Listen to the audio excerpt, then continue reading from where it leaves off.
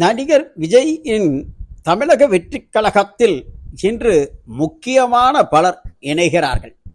இதற்கான இணைப்பு நிகழ்ச்சி இன்று மதியம் 12 மணி அளவில் விஜயின் பனையூரில் உள்ள அலுவலகத்தில் நடைபெறுகிறது.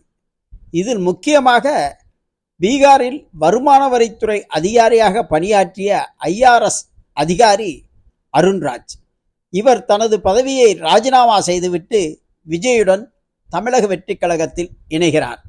இதையடுத்து அதிமுகவின் முன்னாள் எம்எல்ஏ ராஜலட்சுமி, இவர் ஏற்கனவே பிஜேபிக்கு சென்ற நிலையில் அங்கிருந்து விஜயின் தமிழக வெற்றிக் கழகத்தில் இணைகிறார்.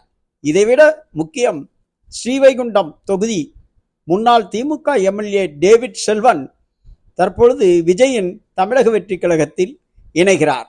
இதுபோன்ற பரபரப்பாக இன்று பலர் இணையும் நிலையில் முன்னாள் ஓய்வு பெற்ற மாவட்ட நீதிபதியும் இன்று விஜயுடன் தமிழக வெற்றிக் கழகத்தில் இணைகிறார்.